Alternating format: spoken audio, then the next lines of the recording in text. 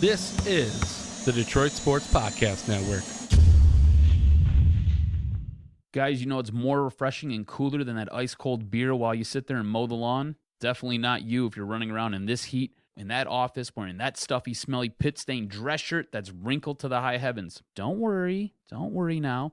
Uncle Jock's got you covered, or should I say Larry Hunt's got you covered, with their moisture-wicking, anti-odor, breathable 4-way stretch 100% cotton dress shirt that will keep you cool like the other side of the pillow. Look, guys, I've been wearing mine for some time now, and I absolutely love them. They keep me cool, dry, fresh-looking all day long, so I can handle some business during the day and then head out and tear up the night while still looking fresh and clean. On top of it, this is probably the best part. The shirt is made, designed, and crafted by Detroiters in Detroit. See all the incredible styles Lawrence Hunt has to offer? Head over to lawrencehuntfashion.com. That's lawrencehuntfashion.com. And if you use promo code DSP, guess what? We'll save you 20% off your order. That's right, 20%. If you don't believe me, listen to Detroit Tigers catcher James McCann. I'm a jeans and boots kind of guy, and taking my wife out to eat, I love putting on my Lawrence Hunt dress shirt. The way they stretch, the way they feel, they move with my body just like a t-shirt would. I know that I'm wearing a dress shirt, but it really doesn't feel like it. That's lawrencehuntfashion.com. Who's got it better than us? Nobody. You got a date with justice.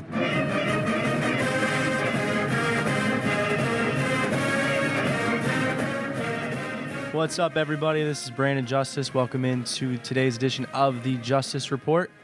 We're talking about Penn State, how that game went, previewing Wisconsin. We'll also bring in Michigan commit Joel Honigford to talk a little bit about today's visitor list and how that's going to go down, and see what kind of chance Michigan has to bring in the plethora and the kind of like the Justice League of recruits coming in today for the game against Wisconsin. So let's kind of dive right into it. My voice might be a little raspy today. I actually attended the Kanye West concert last night, and as you can probably guess, I raged my head off until I couldn't anymore, because that's the only way you can do it at a Kanye concert. And it was great. It was awesome. I know a lot of people aren't fans of him. The demographic I target, probably 9 out of 10 don't like him, but for what it's worth, I would check him out when you get the chance. So let's dive right into it. The Penn State game, a lot of what I expected. I predicted the score to be 56-14. Point margin-wise, I was only 3 points off. I gave Michigan a touchdown more than they would get, and I gave Penn State 4 points more than they actually ended up getting. So a pretty accurate guess, I would say, on my part. Not to boast or anything, but I'm pretty good. No, I'm just joking. So 49-10 was the final. Michigan 326 rushing yards. Davion Smith exploded for 107 yards, but a lot of people are overlooking the fact that Karan Higdon had 81, Ty Isaac had 74, and even Chris Evans on only 8 carries had 56. 5 different running backs, if you include the fullback, Khalid Hill, had a touchdown. So really sharing the ball, running back by committee is kind of how they've always run things at Michigan, and that's going to continue for good reason. I mean, they have 4 good running backs, and obviously Khalid Hill is a great touchdown getter inside the 5. He's almost automatic there. They usually hand it off to him once, maybe on third down, second down, if they can't get it on the first play with the running back, and he just runs it right in. That's the best way to do it if you have to do it. So as far as the defense goes, I know that a lot of people, and I want to say this about the game, I know that a lot of people said, okay, you really can't take this game for anything more than the fact that Penn State was so damaged on defense that what Michigan brought on offense really doesn't matter. I can understand that to an extent, but if you look on the defensive side of the ball for Michigan, Penn State was only missing 1 tight end, and I think their number 2 or 3 receiver was hurt as well. So they're only missing 2, components on that offense, and it's tough to lose a tight end that's good. A receiver that could have been a factor, you don't really know. But that's no excuse for an offense that had been missing them all season. And Penn State came in and had an average of 35.5 points a game, somewhere in that range. They also averaged about 398 yards. They had posted more than 400 twice already this season. Those stats coming against Temple, and Pitt, and I believe it was another team that probably wasn't very good, but at the same time, coming in and putting up those numbers, you can't really put in effect that Michigan really did slow that offense down any more than the fact that they're healthy now, and you kind of expected them to give them a challenge on defense, but to hold them to 199 yards and only 10 points of an offense that averaged double that in both categories, double that and then some in the scoring category. Again, they averaged over 30, over 33. And then on offense, they averaged about 390. So they They brought it down to 199 total. And mind you, 2 drives in that game totaled 143 yards. You take out those 2 drives, and Michigan only gave up around 56 yards of offense, which is pretty ridiculous if you ask me. I know that you can't really buy into the game against Penn State because Penn State, they're not any good. It's not that hard to realize that, especially after watching that game. But at the same time, it's a Big Ten opponent. It's a Power 5 team. It's a team that came close with Pitt, and Pitt's a good team.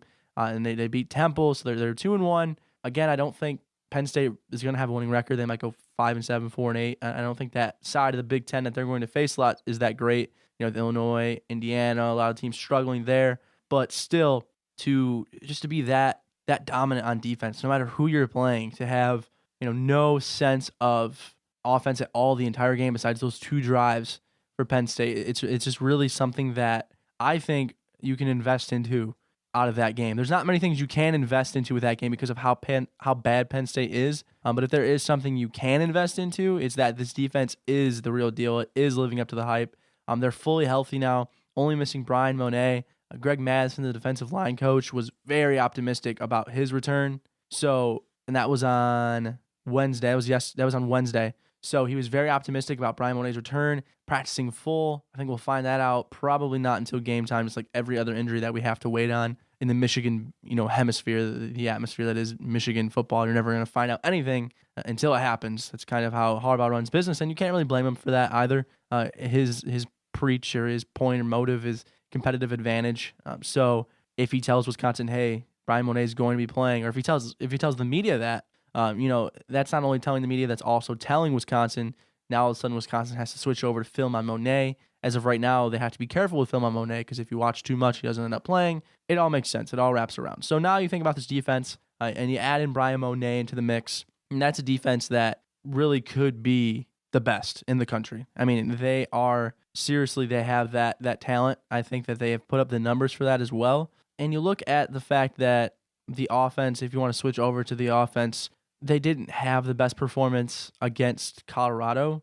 Colorado goes out and beats Oregon with their backup quarterback. Sefo Lufau, a world beater of a quarterback, honestly. One of the very best in the country that I've seen so far this season. Probably, I would say, like top 15, top 20 in the country. I'd have to watch all of them to give you an accurate prediction, but I would say that would be a good assessment for him, especially against Michigan, how good he played. They held him out. Obviously, he was injured during the Michigan game, and they used their backup, who had a total of about like 14 to 20 yards of passing in the second half against Michigan. He goes out and beats Oregon. Obviously, Oregon defensive coordinator Brady Hoke, not that great of a defense right now. Can't really blame Hope for that. He didn't really invest much, or inherit much, I should say. They go into Oregon. That's a big deal. At Oregon, in Eugene, something that doesn't happen often. They beat the Ducks on a great catch, a one-handed play to win the game. And now all of a sudden that win against Colorado by 17 points looks really good. And Colorado probably going to be a top 25 team in due time. A team that I really think could make a run at the Pac-12. USC isn't good. UCLA, they're all right. They're a team that could easily be beaten. Stanford's really good. And, is there any other team in that conference that's, going to give anybody that big of a problem? Arizona, certainly not. Washington almost got beat by Arizona. Had to beat them in overtime. So Washington's a team that could be beat now. A top 10 team that I always thought was overhyped. And we saw that at first hand on Saturday when they went to overtime with the Wildcats. Arizona State isn't any good this season. So now you're looking at Colorado as a team that could definitely, make their way into the Pac-12 conference championship, win their division. And all of a sudden, Michigan has a win over a top 25 team in them, a Pac-12 team in them. And then they could possibly get a win if they get the win over Wisconsin on Saturday. Another top 25 win, a top 10 win with that one. And then you start moving into Michigan State, could be a ranked win. If Iowa gets themselves back together, I don't think they're going to anytime soon. They really struggled against Rutgers. But, on the positive side, now that game looks a lot better, a lot more winnable as far as it did before when they were a top 15 team having to go into Kinnick. And then Ohio State obviously is, the end-all, be-all for Michigan. If they can beat them, they can really, cap off this heroic season. Now you're looking at a strength of schedule that was early on called the worst, one of the worst in the country as far as, the strength goes. Now you're realizing that Michigan played a phenomenal team in Colorado. They're now playing a top 10 team in Wisconsin who wasn't ranked before the season. So you add that into the mix. They're going on the road at Michigan State.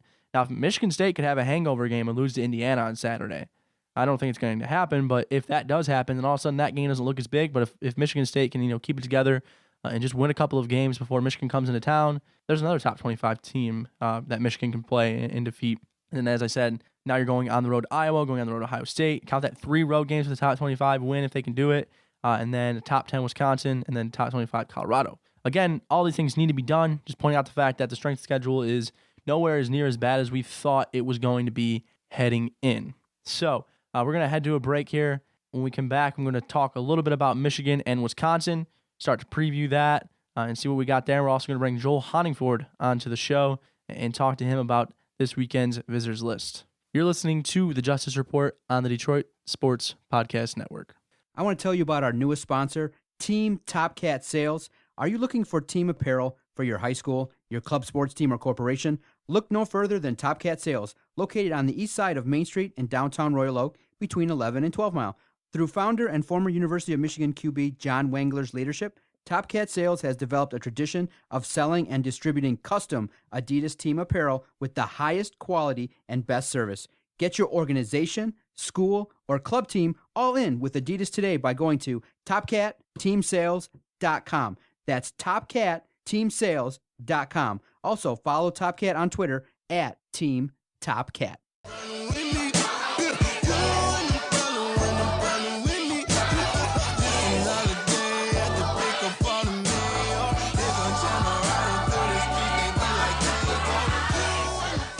All right, welcome back. I'm really happy that we got to segue with my favorite guy, Chance the Rapper. Definitely one of the better ones out there right now. If you guys are into any hip-hop, definitely check him out.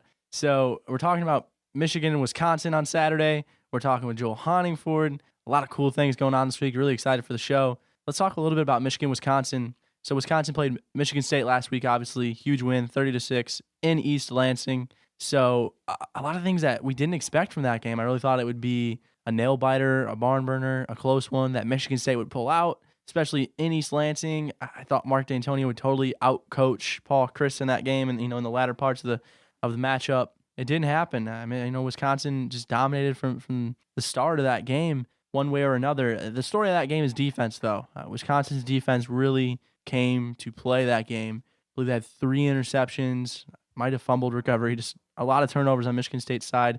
Tyler O'Connor threw 3 interceptions, and let's just point out the fact that Wilton Speight, Michigan's quarterback, has 1 all season. It was in the first throw of the season, his first attempt of the season. Hasn't since, besides the blindside sack that led to a fumble and a scoop and score that Colorado had. That's the only turnover he's committed since. Now, I think he could have picked up the cornerback on that blitz, maybe moved out of the way, threw the ball away.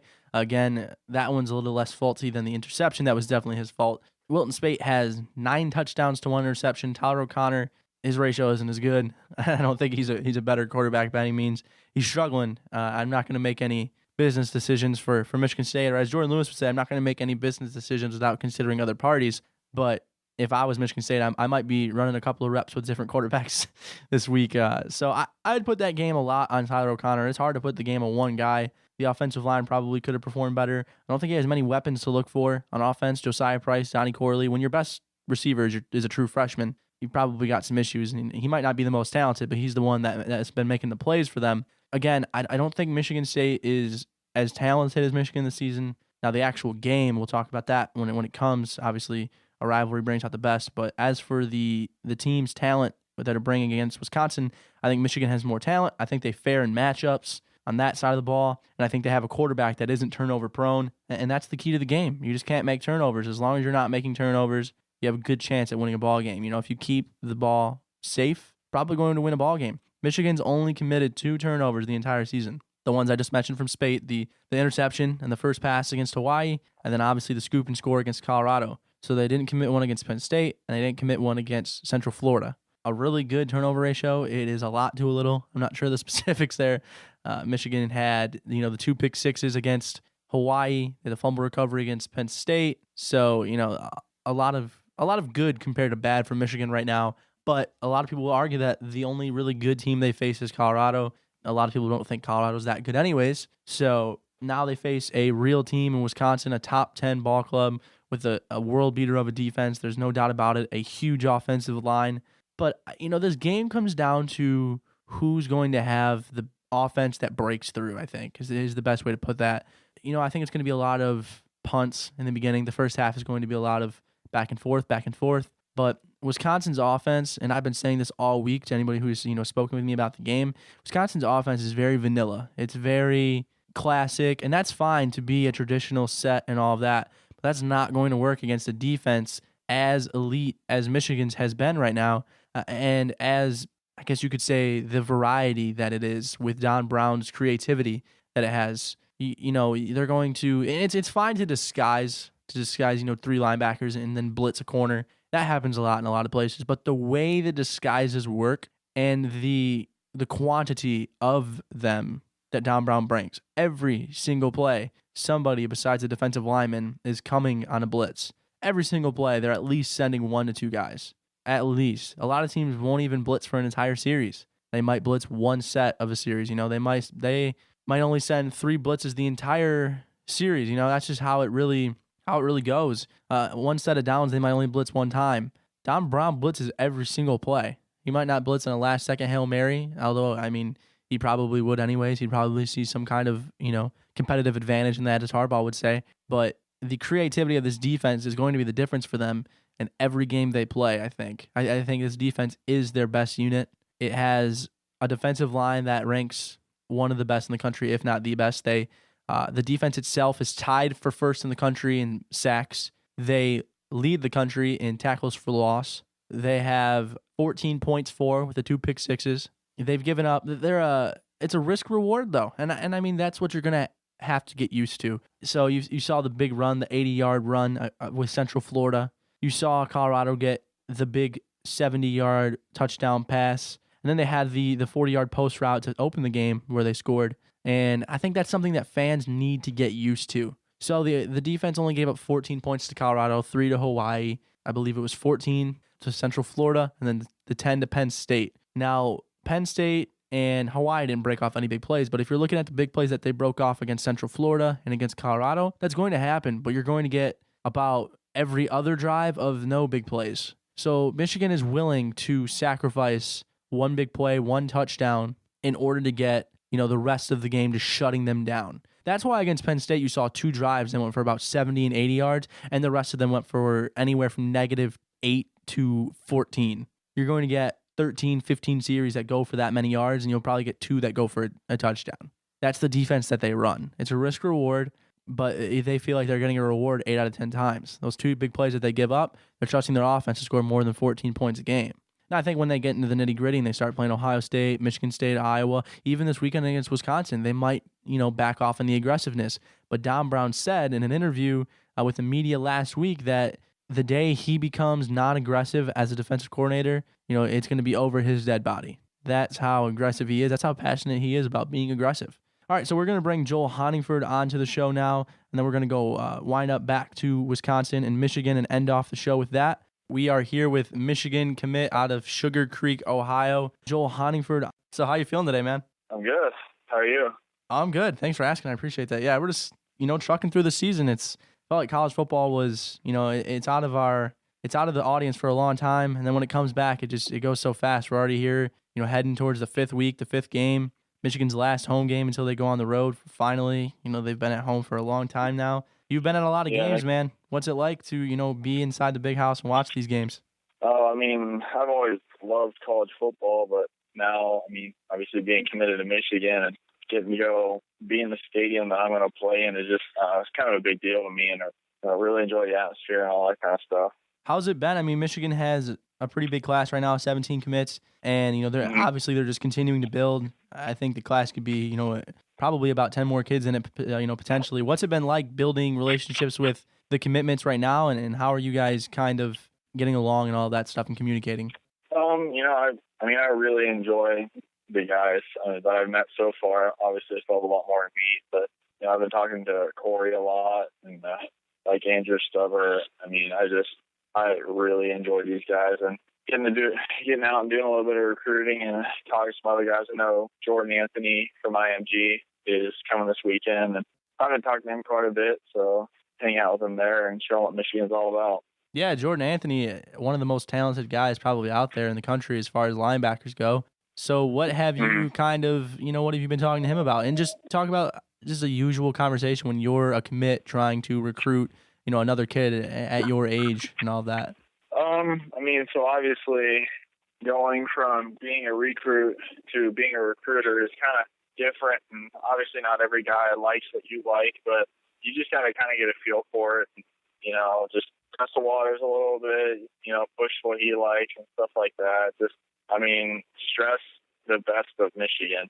So what do you sell as far as, when you're a recruiter, you're kind of like a salesman of your school. When you're a recruit that's committed elsewhere, you kind of have to do the same thing. So what's your sales pitch to these kids when you're trying to bring them, onto this class and you bring them into, and try to make this national championship team?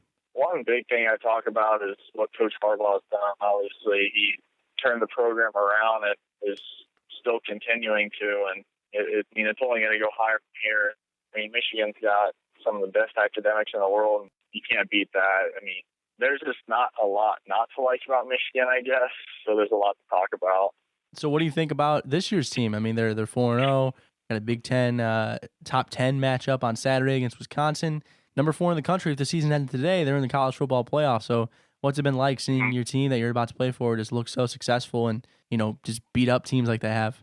Yeah, I love it. It's nice knowing you picked a team that's destroying everybody else. I see all these other teams that offer me and that, obviously you consider every school, but Michigan's definitely been top of the line. So you're from Ohio, the heart of Ohio, a state that generally doesn't really like the Wolverines and generally doesn't really, pay much attention to them unless it's the last game of the season in November. So for you, what was it that made you say, wow, all of you don't like them and I don't know why, because I'm definitely going to commit to them? Yeah, obviously, my dad actually played basketball at Ohio State, so I grew up a big Ohio State fan. I never liked Michigan. So through this whole recruiting process, I didn't talk to Michigan until late in my recruitment. And, I visited there just because, Michigan's a top program and fell in love with it. The coaching staff, and there's not a lot not to like about Coach Harbaugh. And again, the academics, facilities, just everything. They have it all. And it really changed my mind. And it wasn't hard going from being a big Ohio State fan to a huge Michigan fan. That change wasn't hard once I saw what they have. So your dad used to be a Buckeye, used to play basketball for them. How is he taking it? How did he take the news, and how is he handling it now? Because I'm pretty sure he came on one of the visits with you, right? Yeah. He said the hardest part for him was turning to be a Michigan fan. That was it. And even that wasn't hard for him. Both my parents are huge supporters of me, and they met at Ohio State, so my family's kind of been rooted in Ohio State, but it's all about the change, and already has changed. Right, so now they're going to have to wear, are they going to wear maize and blue on Saturdays now? Oh, yeah. Yeah, they're kind of forced to at this point, right? Yeah. So Michigan's line, the offensive line class, it's looking to be a class that brings in, maybe 6 to 9, somewhere in that range, amount of recruits there. What's it like to, build the class in your position and how you speak to other kids? Because that when you're recruiting them, when you're bringing them in, that not only do you know that they're going to be your competition, but you're also, recruiting kids that know that you're their competition. So how do you go about that?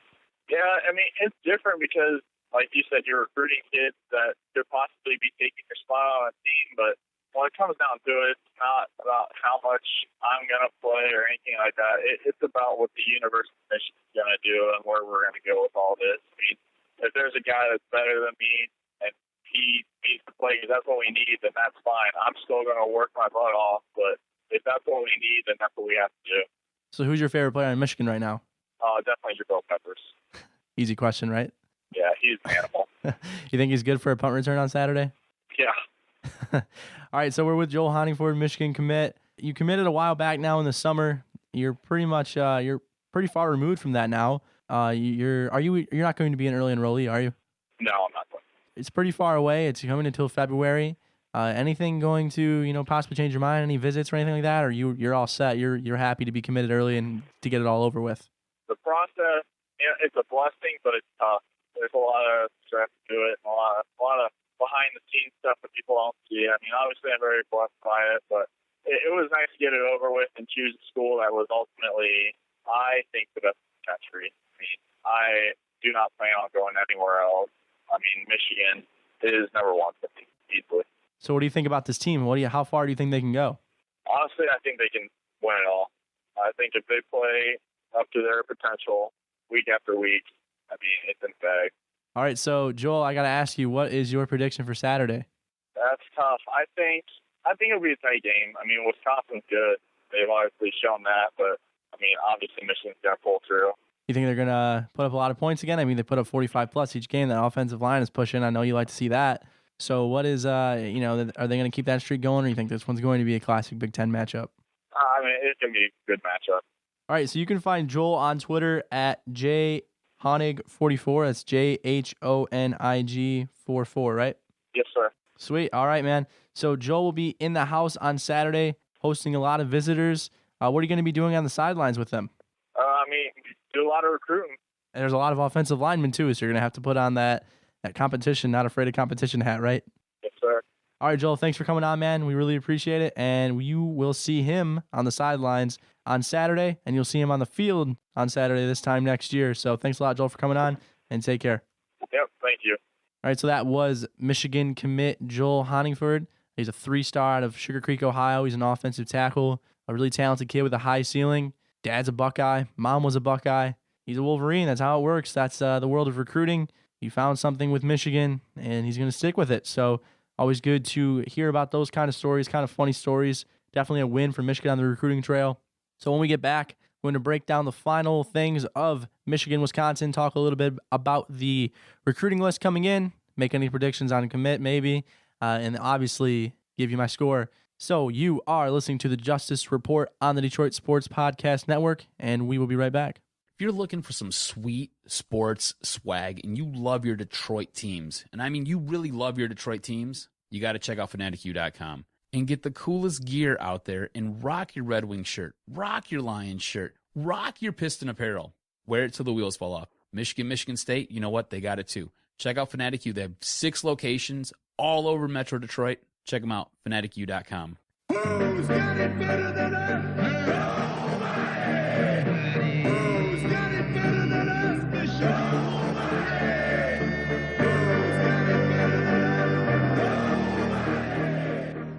Welcome back to the Justice Report on the Detroit Sports Podcast Network. I'm your host, Brandon Justice. You can find all of my writing if you enjoy reading or listening or both, but I prefer you do both because that would help me tremendously. But you can find all of it on land10.com. You can follow Land of 10 on Twitter at Land of 10 for all your specific Michigan content, land10.com/Michigan. And of course, you can find me on Twitter at Land of Justice. And if you really care about my personal life, same name on Twitter or on Facebook.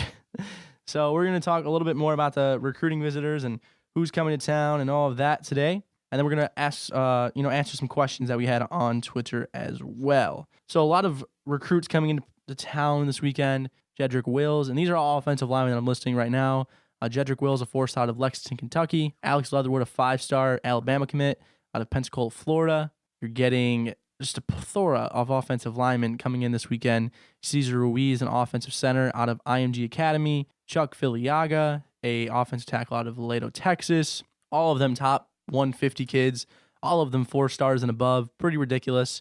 Joel, who we just spoke to, an offensive lineman as well, going to have to put his recruiting hat on and ask if these kids can join the offensive line with him. As far as that group goes, I'm going to give you guys a little bit on what I think their situation is, who I think they're going to go to in the end. I don't think any of them commit publicly at the game. I don't think that's going to happen. They all have commitment dates or are committed elsewhere.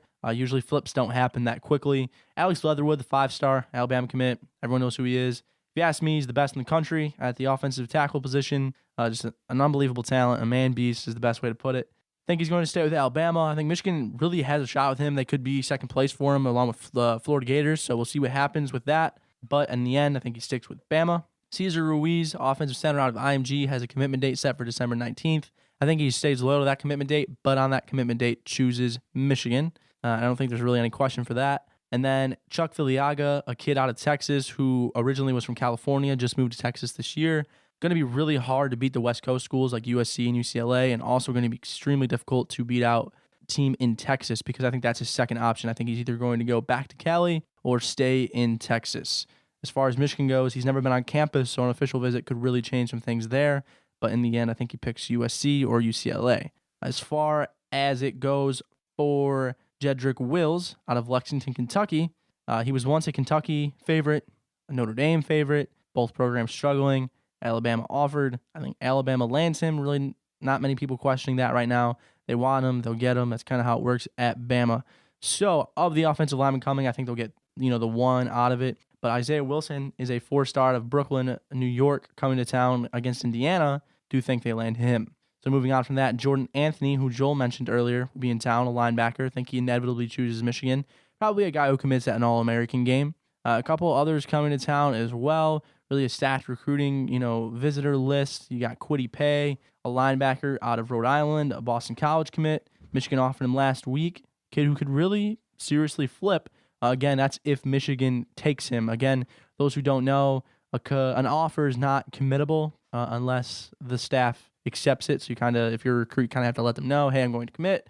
And the staff will say, okay, just lay off a little bit. We want to see how we turn out with the other linebackers or receivers, whatever it may be.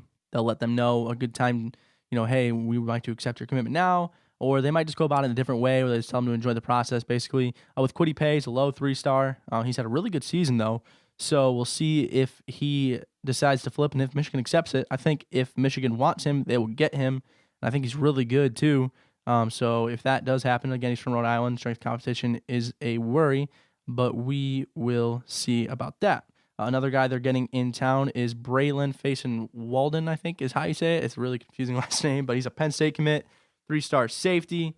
I think he's just coming to check out Michigan. I don't think Michigan would take him because I think they're going to get Jalen Kelly-Powell, and they already have Jamarick Woods at safety, so I really don't see the need for him. But if they want to carry 3 safeties in this aggressive defense, there's really no question that they will do that. I think Harbaugh kind of has a rule that if he's good enough to take, we're going to find a way, as we saw last year. So with him, it's if they want him, maybe, but I really don't think he's going to budge on that commitment to Penn State, no matter how bad the program looks right now. James Franklin gets fired. That's something that could be an issue. So we will end it there for the recruiting visitors. There's a lot I could go through. It would take a really long time, so we're going to end it right there. Moving on from that, I'm going to answer some questions that you guys had regarding recruiting on Twitter. We've got one from Ian Kuza, really good kid, always tweets me. Really nice guy. I actually met him at the Michigan Jordan release party. It was the first time anybody's really ever freaked out to meet me. It was pretty cool. I really don't think I'm that important at all, but Ian's a cool guy, and you should definitely follow him at eKuza1. He asked, any possible commits, and would you rather hang out with Jim Harbaugh or Paul Chryst? As far as any possible commits, again, I think if Kwity Paye wants to, he could. If he wants to flip from Boston College to Michigan while he's on the visit, again, I don't know if Michigan's going to want to rush him that much and want that to happen so soon, because they've still got, Drew Singleton and Jordan Anthony, who's going to be on his visit as well, to look at in the linebacker position. And then would I rather hang out with Jim Harbaugh or Paul Chryst? Well, with the amount of times I'm around Jim Harbaugh per week, as far as, press conferences and, actual game days go, I feel like at this point, maybe it would be interesting to see what Paul Chryst is like. But if I had to choose one, outside of media, outside of football to hang out with, it'd probably be the milkman. Jim Harbaugh, he seems like a funny guy. Would be cool to, just sit down and maybe talk music, since he always has, the knee slappers he talks about, the toe tappers. He says he's a big fan of Big Sean, so I think it'd be pretty cool to be around him. And then some score predictions that came in today from some other people. We had Joseph Akrush say that he thinks Michigan is going to win 38-13. That is a bold prediction. 38 points in that Wisconsin defense. It could happen. I think that they have the offensive firepower that if they click on all cylinders to do that. 13 points, I'd say that's pretty good. Wisconsin probably won't get more than that. And then we have RD606. His display name is RJ. He says 27-6. Michigan could be sloppy condition Saturday, so high scoring may not be a thing. Also, if Michigan slows or stops the run game, could be a long day for Wisconsin. Touching a little bit on that, Wisconsin did say that Corey Clement is 100%. I believe actually Corey Clement said that he's 100%. So we'll see if that becomes a factor in the game. That is answering some questions, a little bit of recruiting. I want to thank you guys for joining me. I know that a lot of my following is kind of grassroots, people who kind of hit the follow button early on. Guys like Josh Salfond and LG and a lot of other people. Anthony Broom was a guy that really, jump-started me back at Maize and Brew. A lot of guys that I could shout out. Drew Hallett was a big help. A lot of people who have just always been loyal to follow me and follow my stuff. I really appreciate you guys. And for me being 20 and everything, it's been really difficult to kind of push my way through and get through the, the demographic here. A lot of the Michigan media is a lot older than me, safe to say. So, it's fun. It's awesome. But it hasn't been all sunshine and rainbows behind the scenes. But it is right now. It's been great. It's been awesome. I love where I work with Atlanta 10 and the, Atlanta Journal-Constitution. I love the Detroit Sports Podcast Network. It's been awesome. A lot of help here. A lot better than others, I guess is the most general way to say that. Sounds great. Putting no problem in between my show is probably the coolest thing to ever happen to me. Anybody who knows me knows how big of a fan I am of, the Chicago hip-hop scene with, Vic Mensa, Chance the Rapper, Kanye, obviously. Won't dive into that. Maybe I'll get another podcast for that. But anybody who knows me knows how big of a fan I am of that. So I just want to thank you guys for tuning in. Every week I want to just take a couple minutes to say that. And so let's dive in a little bit more into what we were talking about. First and foremost, before I even dive into that, you guys need to be careful at concerts because I am sore from head to toe from last night. I mean, my neck is sore, my knees. I used to be a catcher. A lot of people might not know this. I was actually supposed to play college baseball for, there was a couple schools recruiting me and around Michigan. I was supposed to camp with Michigan, ended up not camping there, but a lot of people, small schools is the best way to say that, D2, D3 schools were recruiting me. It is what it is. I ended up getting hurt and not being able to play. So we will see what happens there. So we just found out, actually, that Wisconsin's kicker is undergoing back surgery, and he's out for the season. So now you have to factor in that Wisconsin doesn't have a kicker in a game where, in the Big Ten, having a kicker is a huge deal. Wow. I'm just saying this, so I have to react live to you guys right now. That's a huge loss for Wisconsin. So now you have to factor in that they don't have a kicker. That could even affect extra points. We saw that effect in the Michigan State-Wisconsin game. Who actually missed the field goal? I believe it was Michigan State, or somebody missed an extra point. It might have been Wisconsin. I'm not sure who missed the extra point, but somebody missed the extra point. So you're going to see that kind of happen as we go along with a kicker that hasn't kicked before. They probably have a freshman or a sophomore who's never kicked before behind him. So we'll see how that plays out, but that's a big deal. I mean, it's not, they're not losing their quarterback. They're not losing their top defender. They're not losing anybody like that, but to lose a kicker is a big deal. Now it comes to the point where they're on the 35-yard line. It's 4th and 6. They can't just kick a field goal. They're going to have to go for it against this defense that gives up the least amount of third down conversions in the country. They have the lowest completion percentage in the country. They've given up the least. They forced Penn State to go 2 for 11 last week. The time before that, I think Colorado went 1 for 13. Yeah, it was 1 for 13 for Colorado. Teams faced a lot of 4th downs against Michigan, and now it's to the point where if Wisconsin's in, like I said, outside the 35, outside the 30 even, they're not confident in a field goal. Or maybe they are and they try to kick it, but, and he misses it because he's so inexperienced. It becomes a tough task for Wisconsin, and it becomes great for Michigan because now it's a 4th and long or a 4th and 6 and 7. That is a lot easier to stop and without giving up any points at all. A Big Ten matchups, they're usually decided by very little points and there's very low scoring. As far as these two teams go, Wisconsin and Michigan, two stout defenses and two offenses that are still trying to find, their identity. I wouldn't say, Michigan has scored 45 points a game, a lot of it coming from good field positions that special teams has provided. But I would say Wilton Spate is, probably still in the process of finding his identity as a quarterback. Moving on from that, I guess we'll have to factor that into my decision on the final score as well. It was Wisconsin that missed the extra point. So now they're going to have to replace that as well. So that's tough news for Wisconsin, but good news for Michigan. So everybody listening can get really excited about that. I'm sure at this point, after recording it, you've probably heard it, but nonetheless, it's going to be a big factor. So moving into what I think Michigan will do. We've kind of talked a little bit about Wisconsin and the vanilla offense that they bring to the table on Saturday. We'll have to talk about what Michigan's going to do. I tweeted it out, and it wasn't impulsive to say. I still stand by it. I think we're going to see Jabrill Peppers Wildcat on Saturday. I really think that, the first two plays against Colorado on offense, Michigan threw, a toss, and then they handed it off to Peppers twice that game. The first time it was to Peppers, and then they handed it off one more time later in the quarter, but we didn't see him after that. for obvious reasons. Michigan took the lead, and really no reason to waste, his endurance, even though the coaches say that he never runs out and he's always fully energized during game day. And while that's fine, they still definitely, care about the kid's safety and everything, and putting him out there for every phase and every play is a little much. I think he played close to 90 plays against Colorado, which is just unbelievable for anybody in any position to play that many times. But we will probably see him, I wouldn't say exclusively on offense against Wisconsin, but I think there's no doubt that he's going to line up at running back at least 6 times is how much we're going to see him. I'd put the over-under at about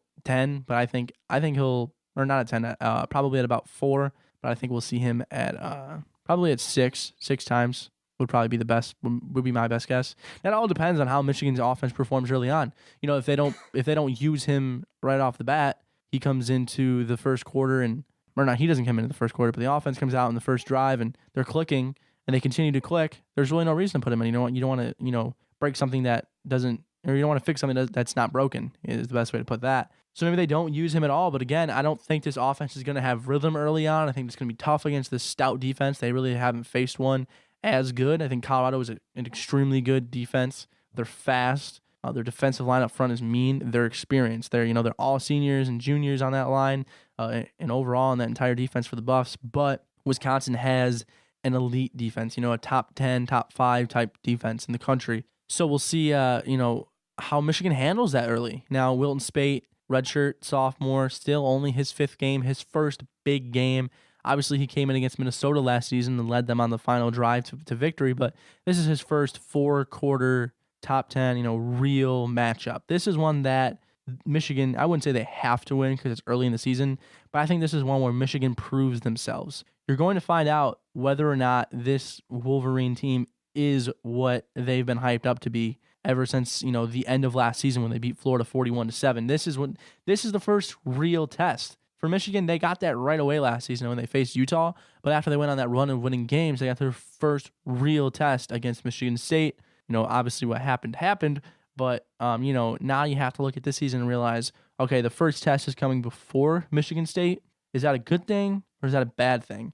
It's a good thing because it's not a rivalry. I think, both teams might not play to their fullest potential, such as last season where both teams just played lights out. That was one of the best football games you've ever watched until that final play. It was obviously a little fluky for a way to end a game, but people kind of tend to forget that every other play before that was some of the best football that was played that entire season last year. So I think with this Michigan-Wisconsin game, it's good because it's early. It's only the 5th game where they'll get their real test. And even if Michigan loses this game, there's plenty of time to make up for it. You go 11-1, you go to the Big Ten championship and you win, you're more than likely going to be in the playoff at 12-1. I really don't think any other teams, I don't think anybody's going to go undefeated. I think everyone's going to lose one game besides Michigan or Ohio State. And that's probably my best assessment is that I still think both teams go into that final game this season undefeated, and that will decide, who goes to, the title game and inevitably into the, the national championship, or I'm sorry, into the college football playoff. Still trying to get used to that saying. So we'll see how that plays out, but we need to focus on what's going on against Wisconsin. You're looking at a vanilla offense with a redshirt freshman quarterback. Corey Clement is 100% a really good running back with a good offensive line, and that's going to challenge Michigan. Now, Corey Clement isn't the running backs that Michigan has seen run around them and beat them deep, kind of like Central Florida's running back on an 80-yard run. He is an inside runner. He's a Wisconsin runner. It's like a Monte Ball. Really runs up the middle a lot. Tries to find the 3rd or 4th gap. Runs a lot of zones and stuff like that up the middle. We'll see how Michigan reacts to that. I don't think they've seen a lot of inside runs. They really haven't. But the ones that they have seen were phenomenal stops. They can't. No one has ran on Michigan up the middle. That just hasn't happened this season. And, the few times that it's been attempted really hasn't worked out. I think Michigan saw a really good running back last week. Saquon Barkley, probably the most talented running back in the Big Ten. As far as talent goes, does he have the upfront push that Wisconsin has? Probably not. No, he doesn't. That's a fact that he doesn't. I think Wisconsin probably has the best offensive line in the Big Ten. So does he have the push that, if you put Saquon Barkley in Wisconsin, it's probably pretty deadly. Now, Corey Clement is a really good running back. I don't think he's Saquon Barkley's level, but you saw Michigan shut down Barkley. He did have some receiving yards. He was the entire Penn State offense, all 199 yards. He contributed about 100 of them, about somewhere in that range. So as far as his, they had to put him into the receiving game as well. I don't think Corey Clement gets involved in that. You're just looking at a different type of back, a back that Michigan can shut down no matter his talent because of how good they are in the interior. And now you look back and you're like, wow, they're going to get Brian Monet back too, a guy who came into the season ranked, Harbaugh ranked him last season number 3 overall out of every player, the 3rd best player on the team.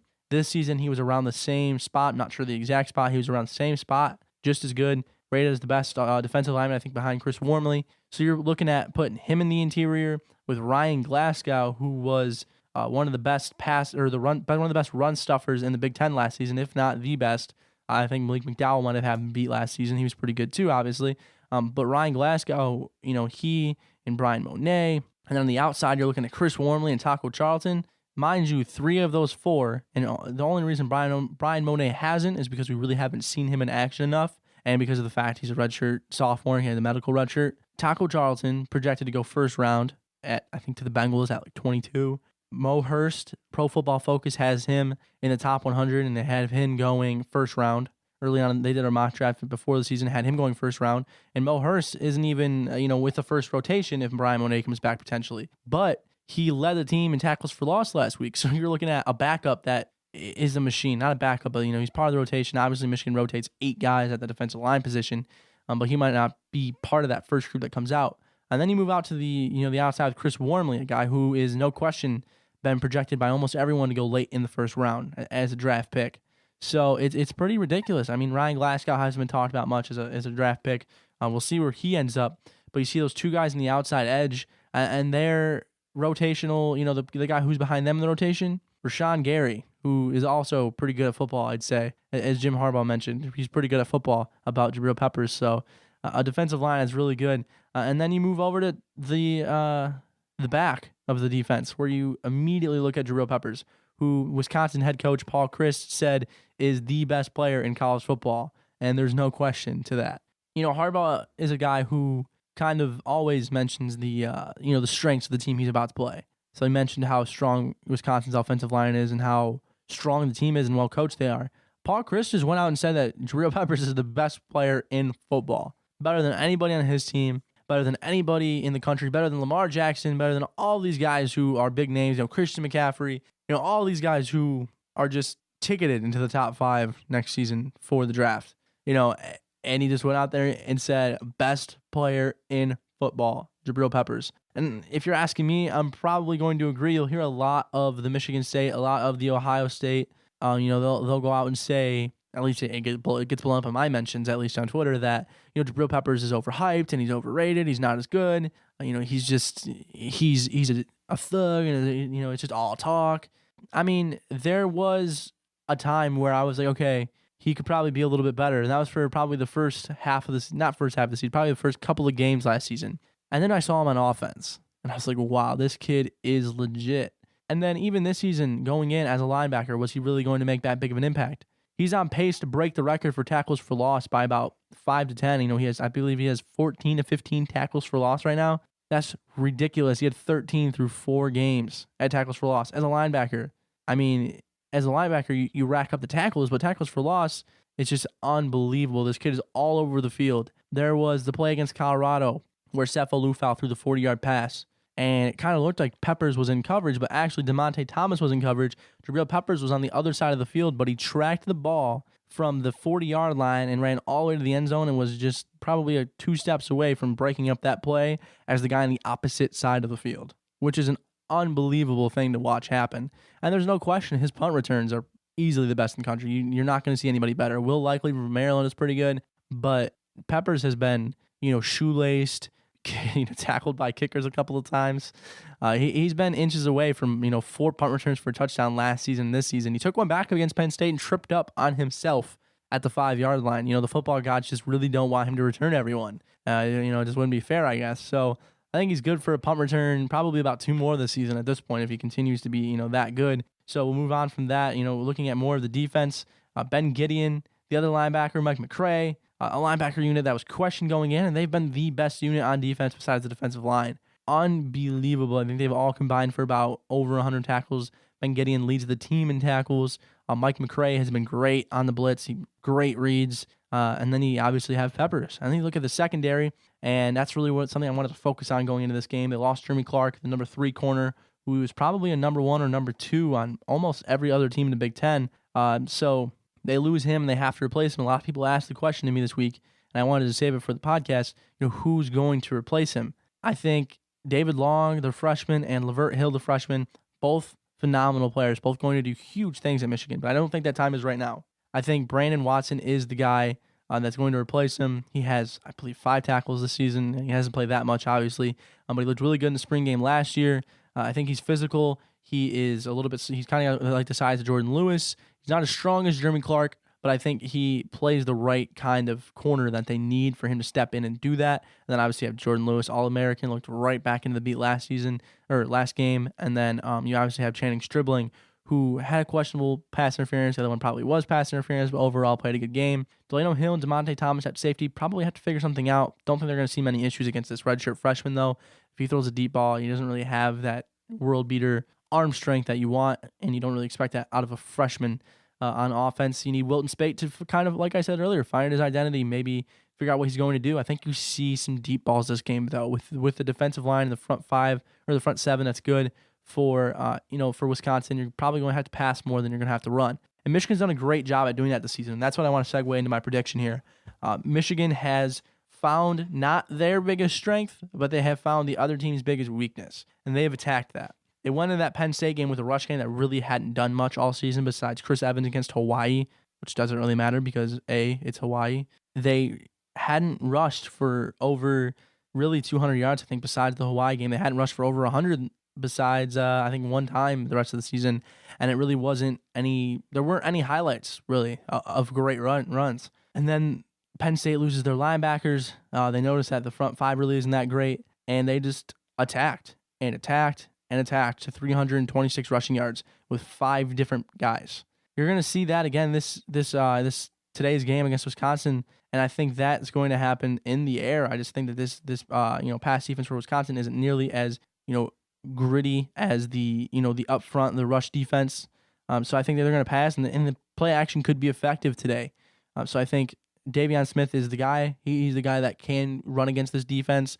But again, Peppers at the Wildcat, it's probably going to happen. It's probably going to score them a touchdown. I think there's no question about it, and he wants to be out there. Everyone kind of knows that. So as far as my prediction goes, I think Michigan kind of shows this vanilla offense for Wisconsin. Gives them their match, kind of just defeats them and knocks them down. And Wisconsin just had an issue with getting creative this season. And in order to beat a creative defense, you have to match their creativeness. And I really don't, their creativity, but I really don't think they do that. While I think Michigan's offense does get creative, as we've seen with the jet sweeps this season a little bit, but I think at this point in time, it's top 10 matchup. The playbook is going to open. It hasn't all season. They ran the same play 9 times against Penn State in the same series. If you wanted to tell me that the playbook has been open, that is concrete proof that it has not. I think the playbook finally opens. Deep passes happen about 2 to 3 times for big gains. And I think Michigan goes out and wins this game 31-10. I think Michigan wins big. The spread is about 14.5. And I think they just kind of proved that they are elite. And I think the matchup, again, is good for Michigan here. I think now you got to look ahead to the next game against Rutgers. At Rutgers, probably not going to do much. And then you go into Illinois and then Michigan State, the big one there. So I think Michigan wins. And that's a Justice Report right there. Basically, it's the best way to put that. So I want to thank you guys for tuning in. You can follow me on Twitter at Land of Justice. Find all my writing on landof10.com/Michigan. For the Detroit Sports Podcast Network and for the Justice Report, I am Brandon Justice. Enjoy game day.